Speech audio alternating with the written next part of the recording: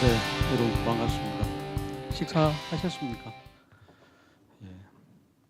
일요일 날 이렇게 열심히 이렇게 자기 개발이나 어떤 경력을 쌓는데 노력을 하는 거 보니까 조금 제가 좀 부끄러움이 있습니다. 저한테 부탁을 한 게 마케팅 쪽이었습니다. 그래서 뭐 제가 마케팅을 전공한 건 아니고 이쪽 분야에 한 20년간 병원 컨설팅을 하면서 이제 과거에 한번 병원 경영 기법과 전략이라는 책을 썼는데 그 당시 한 10년 전에 책을 쓸 때 어떤 생각이었나 하면 기업에서 하고 있는 경영 기법과 전략들을 의료계에 어떤 식으로 한번 접목을 해볼까 하는 생각인데 그 중에 아마 많은 부분의 마케팅 이야기 부분이 있었던 것 같습니다. 그래서 주최 측에서 요청하신 거는 패러다임이 변화된다는 와중에서 마케팅을 어떻게 할 거냐 이런 건데 기본적으로 우리 사회 굉장히 큰 하나의 패러다임 변화를 단적으로 말씀을 드리면은 공급 과잉입니다. 그죠?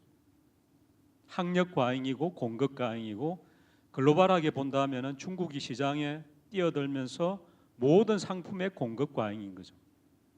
패러다임은 과거에 공급 부족에서 공급 과잉이 되면서 의료기관의 경영자들이나 여러분이나 저나 모든 변화가 혁신이나 이노베이션에 포커싱이 있습니다. 과거에는 이럴 일이 없었죠. 병원들도 공급만 확대를 해가지고 하면은 충분히 메이킹 마니를 할 수가 있었습니다.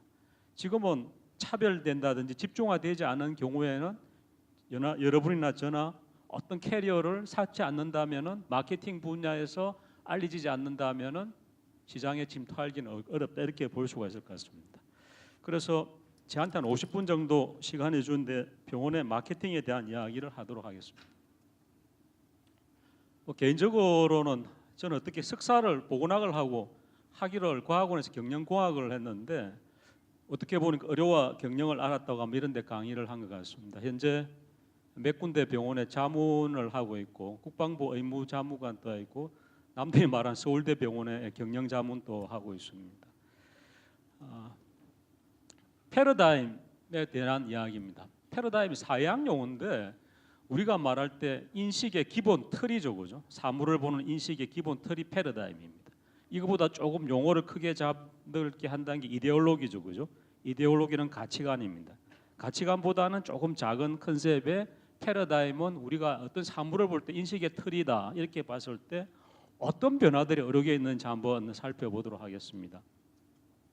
그 다음에 병원의 마케팅 기법이라는 것이 뭐 여러분들이 아시다시피 병원은 비영리로 되어 있지만은 마케팅에 있어 가지고 최근의 동향은 영리든 비영리든 알리면서 살아야 된다는 게 기본적인 인식입니다. 그래서 이 비영리 의료기관의 마케팅을 어떻게 할 거냐에 대해서 한번 알아보도록 하겠습니다.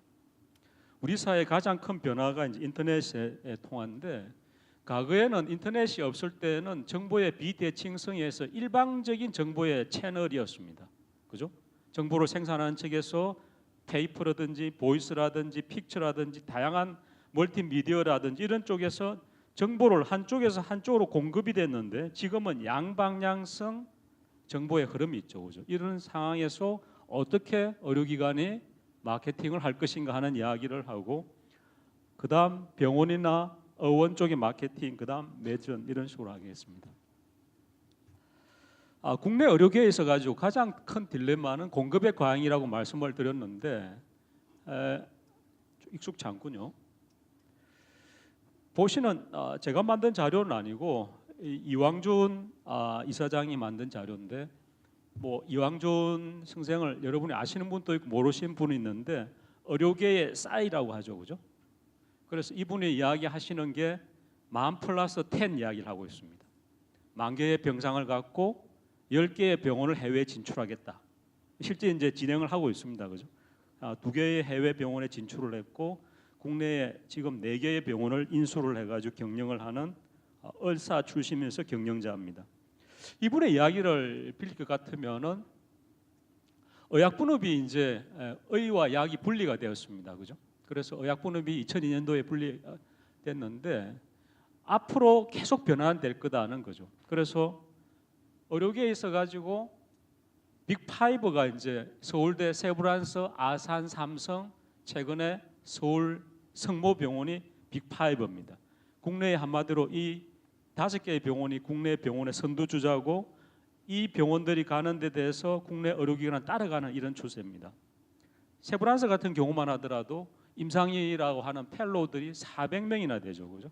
그래서 점차 빈익빈 부익부 현상이 의료계에도 극렬하게 나타나 있고 현재의 의료 전달 체계에서 환자분들이 어느 의료기관을 가는 데 아무런 제약이 없습니다. 그러니까 대형 병원으로 계속 쏠림 현상이 있어서 중소병원이 굉장히 어려움을 겪고 있다. 그래서 결국은 의료 공급이 양극화가 된다 이런 이야기인데 개인적으로 병원에 컨설팅을 하기 위해서 미국이나 일본, 유럽을 가끔 가봅니다. 저희 경험은 오로지 의료계만 있는 거죠. 병원에 컨설팅을 할 때. 한 10년 전에 미국을 가보면은 미국에는 중소병원이 거의 사라졌습니다. 주도에 대형 제너럴 하스피탈이 있고 클리닉이 있는 거죠. 과거에 미국에 커뮤니티 하스피탈이 있었는데 거의 사라져 버렸습니다. 그래서 우리나라도 중소병원이 거의 쓸 자리가 없게 되는 이런 현상이고 지방의 중소병원에 가면 수술을 거의 포기를 했습니다. 이제는 수술을 하려면 팀이 있어야 되거든요. 그러니까 경증 환자의 보존 치료만 주로 하고 있다는 거죠. 그래서 중소병원들이 살아갈 길이 뭐냐? 결국은 집중화와 특화된 전략 이런 방법인데 이런 부분에 중소병원이 앞으로 갈 길이 굉장히 어렵다 이렇게 볼 수가 있고 최근에 한 2달 전에 일본 병원들을 쭉 한번 투어를 해봤는데 일본만 하더라도 일본이 급성기 질환 병상이 급성기 병원 하는 데는 거의 없습니다. 대부분 만성기, 노인, 방문, 급성 이런 것들을 포괄적으로 서비스를 하고 있는 게 일본의 병원의 실상이거든요. 그래서 그런 것들을 의료시설 복합체라는 용어를 쓰고 있는데 급성기 질환과 만성기 질환을 동시에 하고 있는 거죠. 그 이야기는 뭐냐면은 앞으로 의료시장에 공급을 하는 게 수요자가 누구냐면 일본만 하더라도 전체 환자분들의 60%가 노인 환자분들입니다.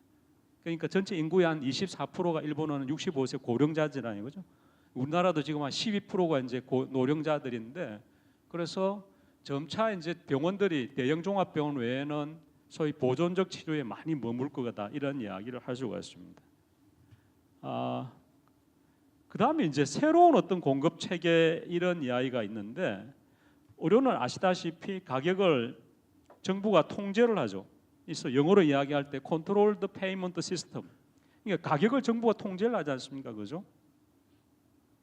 그런데 공급은 우리나라에 누가 하냐면은 민간이 합니다. 그래서 의료의 공급은 민간이 하고 가격은 정부가 통제를 하는데 일본 사람들은 이런 의료 시스템에 대해서 우리나라를 보고 혼합 진료 체계다 이렇게 이야기를 합니다. 그러다 보니까 결국은 패러다임이 과거의 의료기관이 어떻게 했냐면은 가격을 통제를 하니까 볼륨의 양을 늘려서 소위 말하는 프라핏을 맥시마이즈하는 전략을 폈습니다. 그래서 계속 공급을 확대했죠. 그러다 보니까 우리나라가 현재 OECD 국가의 공급 병상이 2.5배 정도까지 올라왔습니다. 대단히 많이 이제 했고 공급을 많이 늘다 보니까 환자들이 방문 횟수가 굉장히 많죠. 우리나라가 현재 1인당 국민 방문 의료기관 방문 횟수가 14일, 15일, 최근에 16일까지 올라갔는데 OECD 국가들은 6.5일 정도밖에 안 되거든요. 그러니까 계속 의료기관들에서 방문을 더 볼륨을 늘린 거죠. 가격을 통제를 하다 보니까. 문제는 2012년도부터 이러한 것들이 거의 멈춰졌다는 거죠. 환자의 볼륨을 증대시키는 전략들이 이제는 더 이상 한계에 와 있는 겁니다. 특히 입원에는 대형 병원들은 꽉 차니까 입원을 늘릴 수가 없거든요. 외래를 계속 방문을 늘렸는데 이마저도 이제는 어렵게 됐다. 그래서 실제 이제 병원의 경영자들하고 이렇게 만나서 이야기를 해보면은 굉장히 좀 난감해하는 이런 이야기죠. 대부분 다. 그래서 뭐 거시적인 입장이 그렇다. 그래서 전략이 뭐냐? 결국은 마케팅을 하든지 특화하든지 집중화를 하는 전략뿐이지 않느냐 이렇게 이제 이야기를 할 수가 있다로 뭐 말씀을 드릴 수가 있겠습니다. 그래서 전반적인 어떤 전문가들 입장에서는 의료 수익의 침체, 우리 사회가 과거에 이제 고성장 시대는 끝났습니다, 그죠? 대부분 저성장 시대에 접어들었죠. 중국이 경제 성장률이 한 7%대인데 우리는 뭐 거의 2, 3% 이상은 아마 어려울 것 같습니다. 의료계도 이러한 어떤 패턴을 거의 유지할 것 같고 그러면서 이제 우리가 현재 건강보험공단에서 우리나라가 전체 의료비 GDP의 한 7.4%를 의료비에 쓰고 있는데 이러한 부분에 건강공단에서 2013년도 기준으로 한 52조를 썼거든요. 근데 이 부분에 대해서는 결국은 누군가는 돈을 국민들이 내셔야 되는데 우리 사회가 저성장이 되면서 건강보험료를 현재 본인의 5.99%를 내는데 이 부분에 올리는 것에 대해서 대단히 저항이 크죠. 그래서 실질적으로 이제 이러한 부분이 재정적 파일을 크게 늘리지는 않겠다 이런 어떤 전략입니다. 그러다 보니까 국내 의료기관들이 최근에 하나의 패턴들이 해외에 많이 나가려고 하고 있죠, 그죠? 이런 어떤 양상도 있다 이런 말씀을 드릴 수가 있겠습니다. 뭐 그 다음에 이제 우수 의료진의 이동이 본격화된다 이런 이야기도 있는데 결국은 이제 뭐 수도권으로 계속 이동을 하고 있다 이런 이야기입니다. 그래서 과거에 우리가 의료기관이 매일 돈을 벌려고 하는데 두 가지 방법이 있습니다. 하나는 수익을 창출하는 방법이고 하나는 비용을 축소하는 방법이 있겠죠, 그죠? 컨설팅을 한다든지 CEO가 됐을 때 두 가지 전략을 내가 만약에 병원의 원장이다 이러면 두 가지 방법이 있습니다. 하나는 수익을 늘리는 방법이 있고 하나는 비용을 절감하는 방법이 있겠죠. 저도 컨설팅할 때 그렇게 합니다. 그런데 수익을 정대하는 방법이 아까 말씀을 드린 대로 입원이 풀로 돼버리면 외래를 정대시키는 방법뿐이고 이 부분도 쉽지는 않고 이제는 관심이 점차 비용을 절감하는 쪽에 많이 관심이 있습니다. 결국 이 부분은 의료계의 구조혁신 이런 이야기를 같이 이야기해야 되는 이런 부분이 있다 이런 말씀을 들을 수가 있겠죠. 뭐 기본적으로 외부의 환경들은 쭉 참고로 넘어가도록 하겠습니다.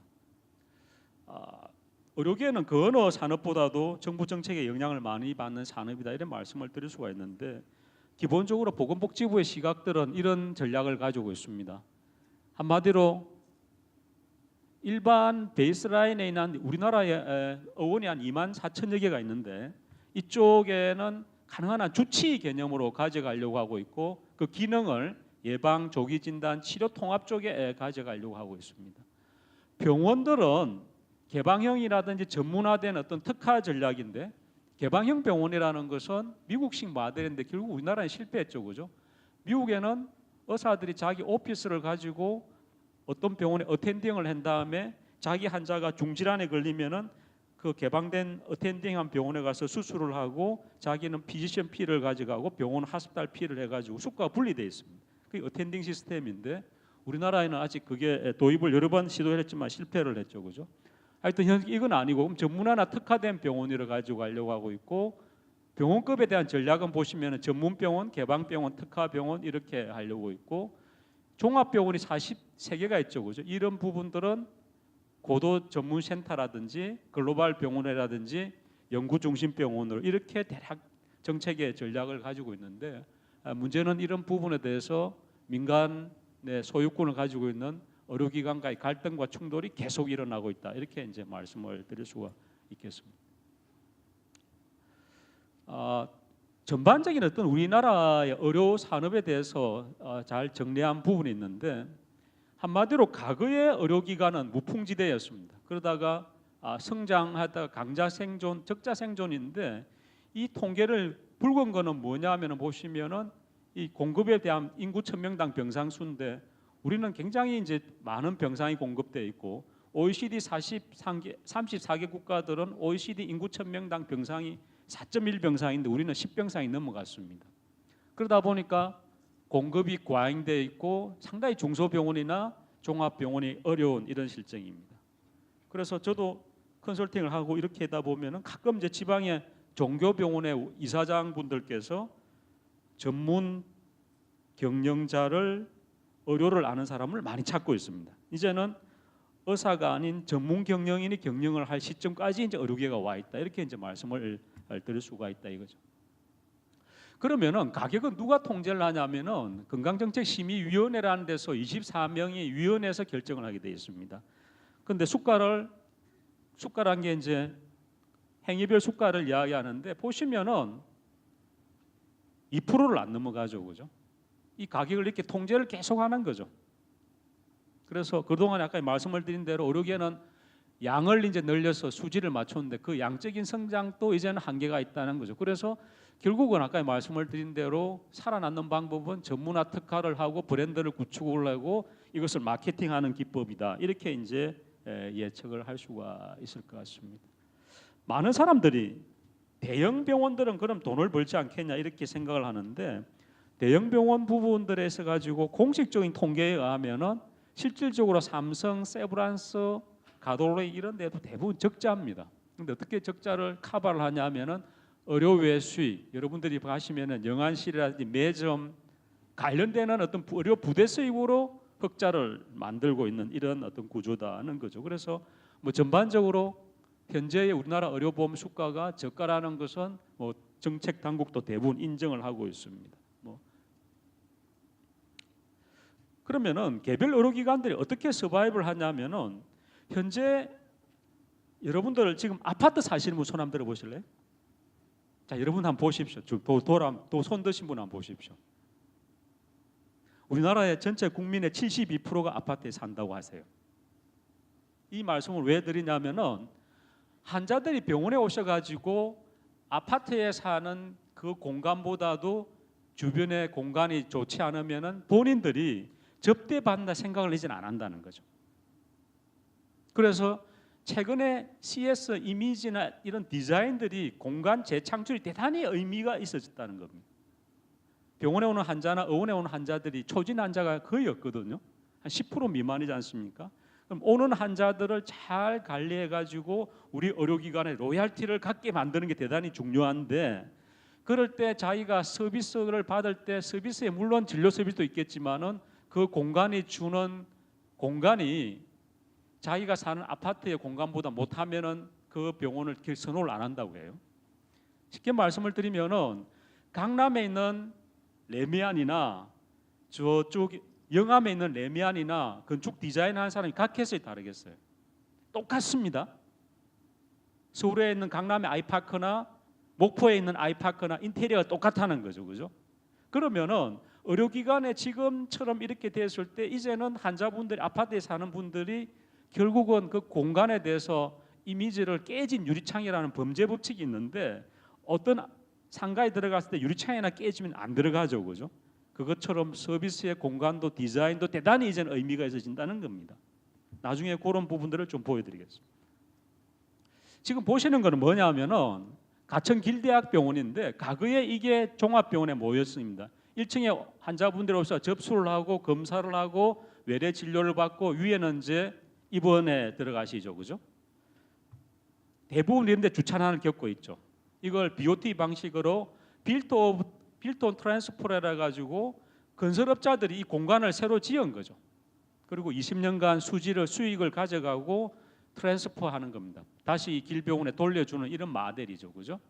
이런 식으로 공간을 재창출하고 있다는 거죠. 왜 이렇게 했겠어요? 환자들이 이제는 새로운 어떤 공간, 이것도 마케팅의 일부가 되고 있다는 거죠, 그죠?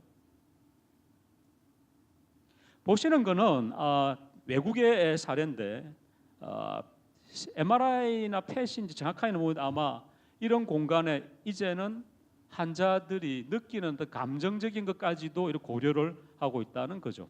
이렇게 순간순간으로 변화하고 있습니다. 이걸 가지고 명지병원의 이왕준 이사장은 환자가 제일 먼저 눈이 떴을 때 자기가 사랑하는 가족들 얼굴을 볼 수 있도록 분위기를 바꿔놨습니다. 이것도 새로운 어떤 마케팅이 이렇게 진행되고 있다는 거죠. 여러분 이걸 보시면서 이 간호사가 없으면 카페에 오신다고 생각을 하죠. 이게 지금 지방종합대원의 상과의 분위기입니다. 이렇게 이제 아트를 강조하는 분위기로 가고 있는 거죠. 그래서 과거에 의료기관이 단순하게 서비스를 케어를 해주는 공간에서부터 상당히 이제는 환자를 위한 영어로 말하면 코지한 분위기까지도 생각을 하고 있게 되는 이런 일들이 벌어지고 있다는 겁니다. 국내에서도. 마케팅에 대한 이야기를 기본적으로 하겠습니다. 뭐 보스턴 컨설팅에서 마케팅에 보시면은 뭐 영어로 쉽게 말씀하면 무엇이 마케팅이냐 하는데 커스텀 세티스팩션이다. CS가 마케팅이다. 이렇게 정의를 하고 그러면은 뭘 해야 되느냐? 환자가 기대하는 거에 대해서 맞춰줘야 되고 그 기대하는 것들에 대한 것들은 기쁨까지도 줘야 된다는 거죠. 충족시켜야 되고 그러기 위해서는 퀄리티가 필요하다. 의료 마케팅은 아마 이 정도가 전부가 아닐까 이렇게 보여집니다. 즉 환자가 어떤 걸 기대하는 걸 충족시켜 주는 것이고, 그러기 위해서는 퀄리티가 필요하고, 필요에 따라서는 즐거움까지도 줘야 되는 게 마케팅의 글로벌 컴퍼니의 마케팅 보스턴 컴퍼니가 이야기하는 전략이다 이렇게 볼 수가 있다는 거죠. 그래서 이 부분만 한 10분만 읽으시면은 의료 마케팅의 정의는 끝나지 않을까 이렇게 보여집니다. 실질적으로 과거에는 우리가 판매라고 했습니다. 세일즈맨이라고 했죠, 그죠? 근데 지금은 마케팅하고 세일즈의 컨셉은 어떻습니까? 세일즈는 안쪽에서 내가 파는 사람의 시각을 가지고 봤습니다. 내가 어떻게 팔 것인지, 그죠? 근데 마케팅은 어떤 시각이냐면은 바깥에서 안쪽으로 보는 시각이 완전히 바뀌는 거죠. 그것만 생각하시면 될 것 같아요. 과연 내가 오늘 환자들이, 소비자들이 우리 의료기관을 어떻게 생각할 건지 하는 컨셉을 역전하는 겁니다, 그죠? 그렇게 한다면은 프로세스가 다 개선이 돼야 되고 내부 중심의 모든 절차는 사라져야 됩니다, 그죠? 그렇게 할 필요가 있다는 거죠. 실제 그렇게 하고 있습니다, 요즘.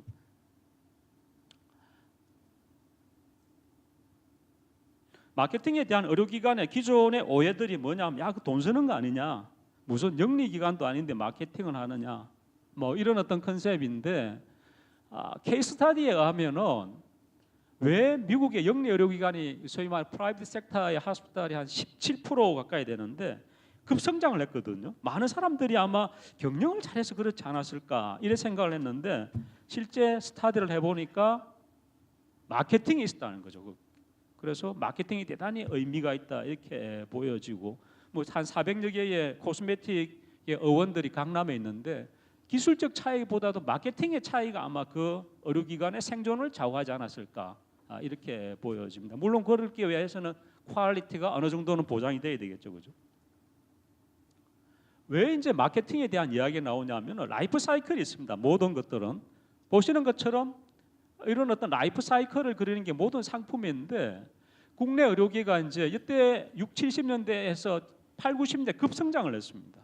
1989년 9월에 이제 전국민 의료보험이 되면서 우리나라 의료보험이 되면서 급격하게 수요가 팽창했는데, 그 수요를 누가 채워준다면은 민간 대형 종합병원이 채워줬습니다. 여러분이 알고 계시는 한림, 길, 백, 그죠? 대부분의 사립대학 부속 병원들이 이때 성장을 했습니다. 공공기관은 가만히 있을 때.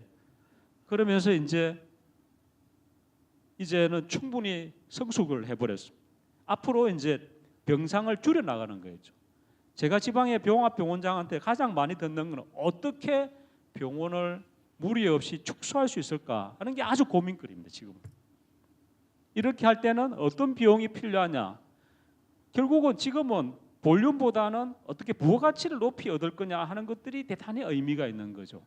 그래서 부가가치가 높은 부분이 전문병원이나 코스메틱인데, 그러다 보니까 지금의 중소병원은 특성 하나 부가가치가 높은 전문병원, 여러분이 알고 있는 척추라든지, 그죠? 화상 뭐 이런 쪽에 병원들이 많이 생겨나고 있고, 앞으로 세태기에 됐을 때는 감소 전략이나 새 시장을 찾아야 되는데 앞서가는 병원들은 한 99개가 현재 해외에 나가 있습니다. 그래서 해외에 진출을 하려고 하는 이런 현상도 벌린다, 이렇게 시각을 볼 수가 있겠습니다. 뭐 이론적인 이야기입니다. 그래서 뭐 서비스를 집중화하는 전략, 전문화하는 전략, 시장 전문화하는 전략, 그죠? 뭐 선택적인 전략, 비차별적 전략인데, 이제는 대형 병원이 아닌 다음에는 이 비차별적 전략은 아마 큰 의미가 없지 않을까 이렇게 보여집니다. 그래서 마켓을, 시장을 차별하는 전략은 여성 전문, 어린이 전문 이런 식으로 갈 수가 있겠죠, 그죠? 그 다음에 이제 서비스 차별 전략은 뭐 척추라든지 아니면 우리가 말한 심장이라든지, 그죠? 이런 어떤 질환 전문 병원이 될 수가 있는데, 앞으로는 그런 전문화된 의료기관이 해답으로 대부분 생각을 하고 있겠습니다. 기존에 있는 대형 병원들은 그렇게 할 수가 없으니까 이제 쉽게 말씀을 드리면 비차별적 이렇게 전략을 쓰는데, 비차별적 전략을 쓰는 대형 종합병원이라도 지금은 센터화를 하죠, 그죠? 암센터, 대부분 암병원을 새로 짓고 있다든지 이렇게 하고 있습니다. 그래서 전반적인 어떤 전략은 차별된 전략이 답이다 이렇게 생각을 하고 있습니다. 그래서 몇 가지 전략적인 측면을 본다면, 위치 강화 전략은 대형 종합병원이고, 새로운 포지셔닝을 하는 전략들은 대표적으로 이제 안과, 김안과가 사례인데 김안과가 안과 전문 병원입니다. 그죠? 그러다가 한때 건양대 병원이라고 이름을 지었다가 다시 김안과 병원으로 바꿨습니다. 전략이 미스였죠, 그죠? 뭐 그런 어떤 사례도 있고 틈새 전략을 노리는 전략은 우리가 말하는 어떤 그 틈이 있죠, 그죠? 소아 비만, 소아 한방, 소아 치과, 뭐 강남에 있는 이런 키 크기 병원 한방 이런 것도 대표적인 하나의 사례다. 지금의 전략은 뭐 난청이라든지 한방 이런 쪽에 그냥 한방이라기보다는 난청, 키 크기 이런 전략, 그죠? 그 다음에 이제 일반 의원들은 질병 전문화된 의원으로 가는 듯 추세가 많이 있는 것 같습니다. 이론적인 상품은 이런 겁니다. 몇 가지 이제 이론들이 있는데 뭐 보시는 것처럼 참고를 하고 넘어가겠습니다. 굉장히 마케팅에 소위 말하는 그 교범이라고 할 수 있는 어떻게 그런 마케팅을 할 거냐 하는 게 이제 이 앨리스와 잭 트라우트의 마케팅 불변의 법칙이라는 아주 명전인데 여러분이 꼭 한번 사보시길 바랍니다. 이것은 마케팅을 전공하지 않는 분 한번 읽어볼 만한 아주 책입니다. 이분들은 대표적으로 컨설턴트였다가 마케팅 사례를 모아서 했는데 아주 재밌는 이야기가 많습니다. 선도자의 법칙은 우리는 누구나 1위만 알지 2위는 모른다는 거죠, 그죠? 그래서 우리들 병원처럼 과거에는 척추 전문 병원들이 정형외과 영역이었습니다. 그런데 이상호 원장 같은 게 신경외과 쪽이었죠, 그죠? 그래서 브레인 쪽에 많은 환자를 보시다가 이분이 계속 의료 사고가 나고 그러니까 이거보다는 한번 척추를 한번 해보자 이렇게 해서 많은 경험을 찾다 보니까 이제 이 분야에는 최고의 병원이 글로벌한 병원이 되어버렸습니다, 그죠? 원자력 기억하는 병원은 원자력 전문 쪽으로 키우는 병원들이죠, 그죠? 사람들이 원자력, 뭐 피부는 이지함 이런 이야기 있고, 그 다음에 이제 영역의 어떤 법칙들, 자기가 차고 들어간 영역들, 그죠? 그 다음에 이제 종합병원에 있어가지고 누구든지 앞서가는 이런 법칙들, 뭐 인식의 법칙들 이런 것들이 있는데 뭐 시간 관계상 다 설명을 드릴 수는 없지만은 이 마케팅에 있어가지고 한 번쯤 보면 굉장히 인사이트를 줄 수 있는 이야기입니다. 꼭 한번 사서 책을 보시길 바랍니다. 이 부분도 시간 관계상 넘어가겠습니다. 몇 가지 미국의 사례들인데 뭐 가장 유명한 병원들은 이 탈장 전문 병원에 캐나다에 있는 솔다이스 하스피탈 같은 경우에는 환자들이 진료를 받는 대상이 아니라 참여를 시키죠, 그죠? 예를 들자면 이런 겁니다. 자기가 탈장 전문 병원인데 환자들이 자기 병실은 자기가 정돈해야 된다든지 식당을 움직일 수 있는 분들은 테이블에서 식사를 하시는 게 아니라 식당에 와서 식사를 하셔야 된다든지 하는 그런 거죠. 그런 것들을 미리 진료를 받기 전에 다 본인이 서약을 하죠, 그죠? 그래서 홈카밍 데이도 열고 있는 이런 아주 전문단 사례고 보시는 건 참고로 하도록 하겠습니다. 몇 가지들을 쭉 보시고 넘어가겠습니다. 그 다음에 이제 소위 말하는 마케팅에 나중에 많은 강의분들이 인터넷에 대한 이야기인데 몇 가지 사례들을 한번 보시면은 지금 좌측에 보이시는 게 이 송중호 이사장이 본인이 이제 실제 병원을 운영하는 사람인데 이게 이제 뭐 한 병원에 우리가 말하는 PC 베이스의 홈페이지입니다. 근데 이걸 갖다가 이제 모바일로 옮겨가면 이렇게 되는 거죠, 그죠? 간절센터, 치질센터, 검진센터 이렇게 병원의 소개, 트윗, 페이스북, 블로그, 유튜브 클릭을 하면 연결될 수 있게 하면서 굉장히 도움을 받고 있답니다. 이분의 간단한 강의를 한번 들어보니까 재밌는 이야기 사례를 한번 들어봤는데 자기는 이 사람이 송중호 이사장이 휴일만 되면은 약국을 방문을 하면서 병원의 그 약사들한테 종합 검진을 무료로 해준다고 합니다. 그러면서 굉장히 그분들은 고마울 거 아니겠어요, 그죠? 그러면서 그 사람들의 구전 마케팅을 노리는 거죠. 그런 어떤 마케팅 전략도 실제 이야기를 하는 걸 들었는데 어찌 보면 그것도 본인이 오랫동안 노하우로 쌓인 거죠, 그죠? 왜냐하면은 정치계에서 가장 무서워하는 집단이 약사들인데 약사가 많은 오피니언 리더를 창출하거든요, 지역에 있어가지고. 그래서 로비에 있어가지고 약사 로비가 끝내줍니다, 정치계에서는. 그래서 함부로 약에 대한 것들을 못 건드리는 그런 우스갯소리가 있습니다. 그 다음에 이제 소위 말하는 그 모바일을 통해서 여러분이 팍스의 두 브레인시티를 보고 있는데 이런 것들이 이제는 모바일로 해서 가지고 이렇게 쭉 볼 수가 있는 수준이 된 거죠. 물론 이런 것들이 실질적으로 리뷰하기에는 대단히 편리한 도구가 되고 있다고 합니다. 현재 이런 어떤 상태가 되고 있고 실질적인 마케팅에 대한 프레임 뭐 이런 것들은 뭐 넘어가겠습니다. 그래서 실제 이제 기업들이 SK나 이런 데서 지오 비전에서 척출을 했는데 기존에 많은 어떤 그 데이터베이스를 가지고 DB를 이용을 해서 예를 들자면 지역의 상권을 할 때 어떤 코스메틱의 어원을 차리고 싶을 때 내가 강남은 너무 이제 소위 말해 집가가 비싸지 않습니까? 그러면은 좀 더 이동된 어떤 공간 내에서 시간별로 여성분들이 뭐 예를 들자면 18세에서 30세까지의 이동이 어느 정도인지는 이제는 모바일 DB 통해서 그 지역의 시간대별로 다 통계가 나오지 않습니까? 그죠? 그걸 가지고 그 지역의 상권 분석을 통해서 어떤 코스메틱 피부과라든지 이런 성형이 필요한 과가 가능성이 있는지를 분석해 주는 이런 서비스를 하는데도 벌써 생기기 시작했습니다. 이것이 이제 우리가 말하는 새로운 마케팅에 대한 어떤 분석이 툴이 되고 있는 거죠.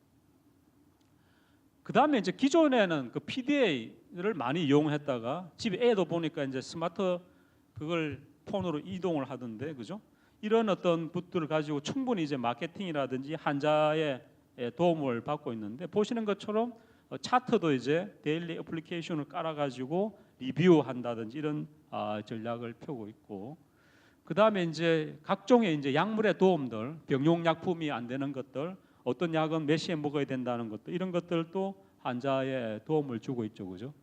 그 다음에 이제 애들 육아에 대한 것들도 애플리케이션을 깔아가지고 충분히 제공을 하고 있는 것 같고, 보시는 것처럼 스마트에 대해서 이 컨시저처럼 이렇게 붙여놔가지고 필요한 것들을 충분히 인포메이션을 줘서 본인이 이 소위 말하는 정보를 얻을 수 있게 하는 이런 어떤 것까지도 이제는 준비를 하고 있습니다. 병원에 가면 다 불안하죠, 그죠? 대단히 불안합니다. 그래서 환자의 불안감을 없애기 위해서 메시지를 주는 이런 것들을 충분히 볼 수 있도록 하게 하는 이런 것들에 대해서도 우리가 인터넷 베이스에 대한 어플리케이션을 쓰고 있다, 이렇게 볼 수가 있습니다. 그 다음 이제 성형 쪽에서는 강남에 한 400여 개가 있다고 하는데 보시는 것처럼 이런 어떤 가상 이런 것들 해가지고 버추얼하게 이렇게 변화된 모습들을 보여주는데도 소위 말하는 모바일 폰을 쓰고 있다, 이런 상태까지 왔습니다. 그 다음에 이제 난리지 같은 것들을 주고 있고, 병원에 찾는 건 여러분들이 스마트폰에 다 찾을 수 있지 않습니까? 이 부분까지도 있는데 이런 부분에서 이제 광고를 어떻게 할 거냐 뭐 이런 것들도 있습니다. 그죠? 그 다음에 이제 병원에 따라 가지고는 그 고객의 목소리 이렇게 하는 어떤 그 VOC라고 가지고 보이스 오브 커스터머 이렇게 해가지고 우리가 가끔 병원에 가시면은 불편 사항을 적는 이런 종이의 박스를 이제는 모바일에 옮겨오는 이런 사례도 있고, 이런 것들을 가지고 이제 병원에 고객 불편 위원회 같은 데를 만들어 가지고 불편 사항을 계속 고쳐 나가는 이런 사항들도 생기고 있습니다.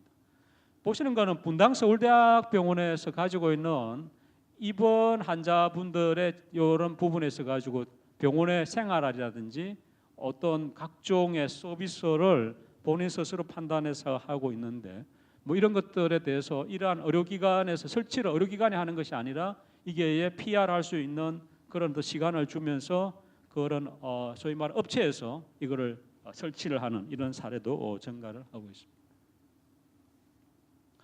시간이 한 15분 좀 남았는데 의원회 쪽 이야기를 제가 의원회 컨설팅 해본 적은 없지만 의원에 대한 이야기를 좀 하면은 과거에는 싱글 플레이였습니다. 혼자 개업을 해서 뭐 한 4억 내지 5억을 들여서 개업을 하죠, 그죠? 그런데 계속 이제 싱글 플레이어서의 개업을 했을 때 너무나 소위 말하는 불편한 거죠.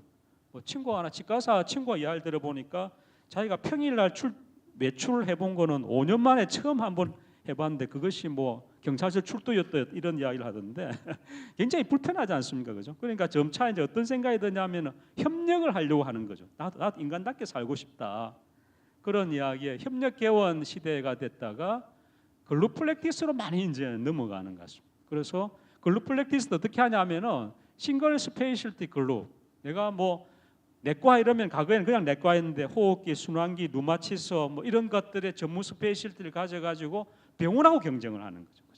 뭐 그런 어떤 사례도 있고 멀티 스페셜티 글룹도 있고 네트워크 하는 것도 있는데 양성조법 때문에 유디치과 때문에 지금은 네트워크가 상당히 좀 떨어지고 있죠. 하지만 뭐 기본적으로 프랜차이즈는 인정을 하고 있으니까 네트워크를 하는데 기본적으로 과거의 싱글 플레이어스 이렇게 가는 거는 하나의 흐름이다 이렇게 보고, 혹시 자리에 계신 어떤 치과 병원의 의원을 개설하실 경우에서는 파트너를 잘 잡아야 됩니다. 그죠? 그래서 학교에 다닐 때 저 친구는 한번 같이 일해 볼 만하다, 이런 친구들을 잘 사귀는 게 사회생활에 대단히 도움이 됩니다.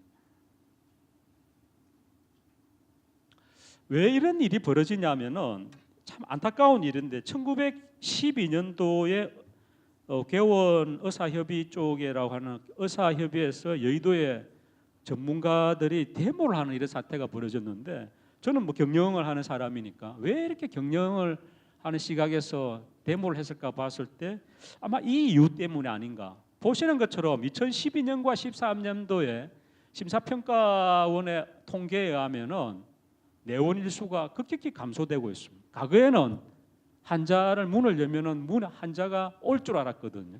이제는 전문화된지 특화된다든지 뭔가가 차별되지 않으면은 딱 망하기 좋은 거죠. 이 과거에 처음에 이제 컨설팅을 할 때는 개원 시장에 가는 의사나 봉직 의사 수가 5대 5였습니다. 10년 전에. 지금은 7대 3으로 개원하시는 비율이 대단히 줄어들었습니다. 그 이유는 뭐냐면은 성공할 가능성이 별로 없기 때문이라는 거죠. 그러면은 그냥 이제는 개원해 가지고는 안 된다는 거죠. 그래서 보다 전문가들이라든지 조금 더 시장을 더 분석할 필요가 있다는 거죠. 최근에 아닌데 한 10년 전에 개원한 보바스 기념병원의 대표적인 사례인데, 한 분은 웬 젊은 의사 몇 분이 찾아왔습니다, 저를. 그래서 지금 생각하면 이제 그분들이 이제 보바스 기념병원의 CEO들인데 꼬박 2, 3년을 컨설팅을 하고 준비를 했거든요. 그래서 남들이 그냥 노인병원이라 할 때 자기네들은 보바스 기념병원이라고 이름부터도 뭔가 좀 이렇게 생각을 하게 된다는 거죠. 그죠? 뭐 예를 들면 여러분들이 새로 개원을 하시는데 뭐 링컨 기념병원이랑 뭐가 좀 있어 보이지 않습니까?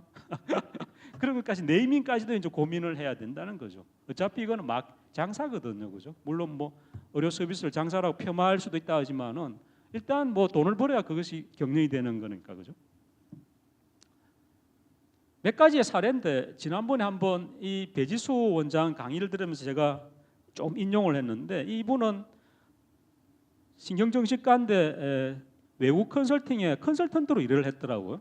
은행에 주로 은행 컨설팅을 했어요, 의사이면서. 이분 이야기는 재원님 자료를 보니까 재밌게 한 달 전에 강의를 들어봤는데, 개원하는 이유가 결국은 그죠? 이런 느낌이라고 하는 거 아닙니까, 그죠? 펠로우를 했지만은 대학 남기도 어렵다. 결국은 이제 개업을 하자 이렇고, 개원 후의 삶이 생각보다 그렇게 만만치 않다는 거죠, 그죠?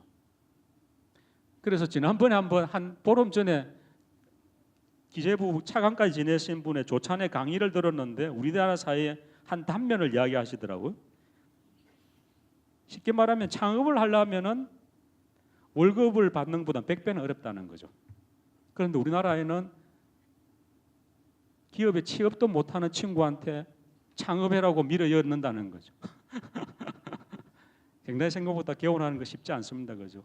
저도 한 10년 전에 이제 컨설팅 회사를 차렸는데 월급을 받는 거하고 주는 거는 천차 차이별입니다. 그래서 자본금 한 6억만 날리고 이제 나머지 다시 들어갔는데, 지금도 그 빚에서 못 벗어나고 있다고요. 대단히 한번 고민해 볼 문제입니다, 그죠? 뭐 나중에 시간이 많이 되면 그런 실패 사례만 이야기하면 아주 재밌을 텐데, 뭐 오늘은 그냥 시간 관계상 넘어가겠습니다.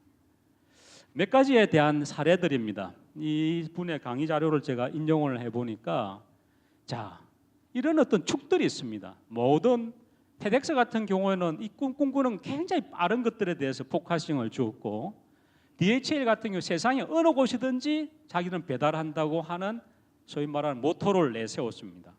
그러면은 새로운 신생업체가 들어온다면은 상당히 어려울 거 아닙니까, 그죠? 그래서 이런 어떤 구도에서는 만약에 내가 새로운 어떤 배달업체를 차린다면은 이 패러다임을 바꿀 필요가 있다는 거죠. 포지셔닝을 할 때 그런 사고의 개념이 필요하다, 이런 말씀을 드릴 수가 있습니다.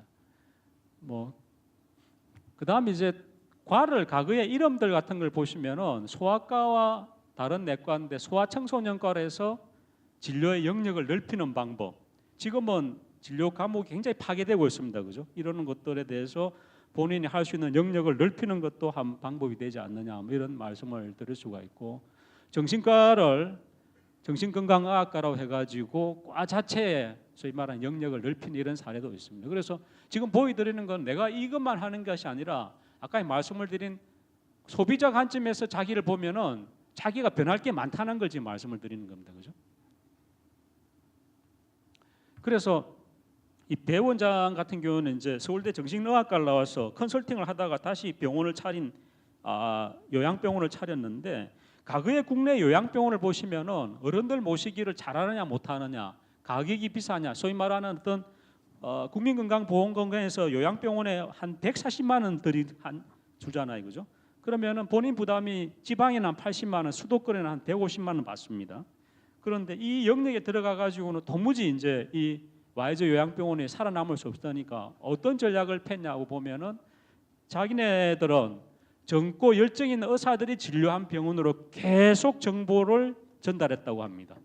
그러니까 다른 데는 나이가 드신 의사분들이 진료를 하는데 밖에 아까 말씀을 드린 이 컨셉에서 패러다임을 아예 옮겨온 거죠. 어떤 옮겨왔냐면은 쉽게 말씀을 드리면 자기는 이 영역에 있다는 겁니다. 그래서 이 병원에 6개월 만에 환자를 다 채웠다 이런 이야기입니다. 그래서 쉽게 말하면은 기존의 패러다임에서 벗어나 가지고 자기 영역의 고유한 영역을 창조하는 것도 하나의 전략이다. 이런 어떤 사례가 되겠습니다. 그럼 가격의 이야기인데 시간 관계상 넘어가고, 가끔 이제 이런 경우가 있습니다. 저도 제가 아는 형처럼 지내는 지방에 어떤 한 400병상의 형님이 하나, 이렇게 형 이런 분도 있는데 가보면 이런 식으로 도배를 해놨습니다. 이렇게 하는 데서 환자들이 감동을 받을까요? 그렇지 않고 원장이 직접 칼럼이나 언론의 선거에 대해서 조금 더 신뢰감 있게 만드는 영역으로 꾸밀 필요가 있다는 거죠. 그죠? 그래서 이렇게 해서 환자들이 안심하고 신뢰를 갖게 만드는 분위기까지도 고민을 해야 된다. 뭐 이런 이야기입니다. 결론을 대략 정리를 하면은 경영에 있어 가지고 세 가지 전략뿐입니다. 남들한테 이기는 방법은 무슨 말씀이냐면은 마이클 포터가 이야기하는 경쟁 우위를 갖는 아주 고전적인 명제인데, 남들에 어떻게 차별하든지 경쟁 우위를 갖기 위해서는 집중을 하든지 코스트 이펙티브하다, 가격을 절감하는 방법입니다. 그래서 이 전략을 적절하게 누리는 것이 지금이 알려진 경영학의 구루라고 하는 마이클 포터가 하는 전략 우위의 핵심이거든요. 이걸 핵심적인 경영 전략은 이 세 가지로 구분을 할 수가 있다. 이렇게 말씀을 드릴 수가 있습니다. 이와 함께 병원의 독특한 면이 이제 환자의 경험을 어떻게 관리할 거냐는 소위 말 페이션트의 익스피리언스를 어떻게 매니지를 할 거냐는 문제가 또다시 남아 있는데, 왜냐하면은 오는 환자들이 초진 환자가 별로 없다는 거죠. 다 재진 환자거든요. 그리고 구루들 맥켄지에서 조사를 내보니까 41%가 자기가 경험한 것에 대해서 다시 판단해가지고 그 의료기관을 추진한다, 선택한다는 겁니다. 그리고 마케팅 3.0이라는 코틀러의 작품을 보면, 책을 한번 보니까 앞으로의 마케팅하고 과거에는 저희도 이런 걸 배웠습니다. 제품이라든지 가격이라든지 장소라든지 프로모션을 4P를 어떻게 믹스를 잘 해가지고 소위 말하는 마케팅을 할 거냐 이렇게 생각을 했는데, 이제는 오는 커스터머나 환자나 고객하고 같이 공동으로 가치를 창출해야 된다. 파트너로 생각해야 된다는 거죠. 환자를 이미 고객을. 그러다 보니까 저희가 옛날에 경영학 배울 때 이렇게 했습니다. 시장을 세그멘트해라, 세분화를 해라, 타겟팅을 정해라, 포지셔닝을 해라 이렇게 알았거든요. 대략 저렇게 그렇게 컨설팅을 했습니다. 이 코틀러의 이야기는 커뮤니케이션 해라는 거죠. 앞으로. 저거는 대단히 의미 있는 이야기인 것 같아요. 그죠? 앞으로 새로운 시장이 그렇게 많지 않다는 겁니다. 오는 사람이 계속 올 거라는 거죠. 그러면 그분들하고 고객의 커뮤니티를 살리라는 거죠. 그죠? 이거는 양판점이 지금 우리나라의 소위 말하는 어떤 물류를 대량을 이루고 있는데 언젠가는 이게 무너질 것 같아요. 왜냐하면 그 양판점에 가서 휴먼 커뮤니케이션을 하진 않지 않습니까? 그죠? 그랬을 때 유럽에 가보면은 작은 식료품 가게가 굉장히 오는 환자가 아니라 고객분하고 주인이 친밀감을 갖게 하는 그런 데가 있거든요. 그게 결국 살아남지 않겠냐는 거죠. 나중에 공급, 제가 초기에 말씀을 드릴 때 공급 과잉이라 했습니다. 모든 게 공급 과잉인데 이죠, 그죠? 여주에 아울렛을 롯데가 들어가니까 신세계가 들어가고 이런 식이 아닙니까? 그 늘 다른 데까지. 그것도 공급 과잉입니다, 그죠? 그래서 오는 사람들하고 커뮤니케이션을 할 필요가 있다는 겁니다, 그죠? 패러다임에 대한 이야기는 안 넘어가겠습니다. 그래서 우리가 이제 마켓에 있어 가지고 진료권이 있고 신규가 있고 서비스가 붙고 있으면은 뭐 이런 쪽에 이제 패러다임을 바꾸는 이런 방법도 한번 참고를 해보시고, 여러분들이 캐시카우라는 말씀을 많이 어디서 들었을 텐데 보스턴 컨설팅이 이야기하는 이야기입니다. 새로운 시장을 만들어 갈 때 이야기가 누구든지 처음에는 시장 점유율이 굉장히 낮은 데서 캐시온을 가지고 출발합니다. 그래서 이네들이 말하는 캐시온 마크를 가지고 출발했다가 결국은 시장 점유율이 높고 성장률이 높은 스타 쪽으로 가는 거죠. 누구든 우리가 핸드폰 시장을 생각하면 그렇습니다. 그러다가 시장 점유율이 높지만은 시장 성장률은 언젠가는 다 떨어지게 돼 있거든요. 이때의 수익이 가장 많은 캐시카우라고 하는데, 이러한 어떤 경영 전략 툴을 가지고 의료에는 어떻게 접목할 수 있을까 하는 것까지도 고민을 같이 해볼 필요가 있다. 이런 말씀을 드릴 수가 있겠습니다. 정리를 하자면은 마케팅에 있어 가지고 결론적으로 이야기를 드리면은, 원칙적으로 말씀을 드린다면은 핵심적인 역량을 갖는 겁니다. 그죠? 내가 잘하는 걸 갖는 거죠. 컨설팅을 하다 보면은 국내 병원 중에 유일하게 수익률이 높은 데는 전문 병원들입니다. 현재 상과 전문 병원, 척추 전문 병원, 나름대로 전문화된 병원들이 결국은 살아남는 거죠. 노인 전문 병원이라든지. 지금은 소위 말하는 비차별적 마케팅은 한계가 있다 이런 말씀을 드리고, 그것을 알려야 되죠, 그죠? 알리지 않으면 아무 의미가 없습니다. 그래서 브랜드 파워를 끝없이 알리는 거죠. 대표적인 경우가 시골에 가도 이상호 원장 이름을 알더라고요. 신기하지 않습니까? 우리들 병원에 일하니까 이상호 원장 이러더라고요.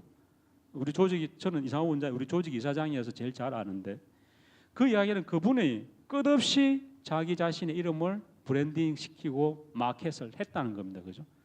그래서 여러분들도 오늘 주제가 그죠? 일요일까지 이렇게 앉아서 강의를 들으실 때 듣는 두 가지에 돌아가실 때 다 잊어버리시더라도, 내가 진료의 어떤 핵심 역량을 키워가지고 브랜드 파워를 갖추고 이것을 끝없이 노출해가 마케팅을 해야 된다는 이 것만 좀 정리를 해서 머리에 남아 가시면 되지 않을까 보여집니다.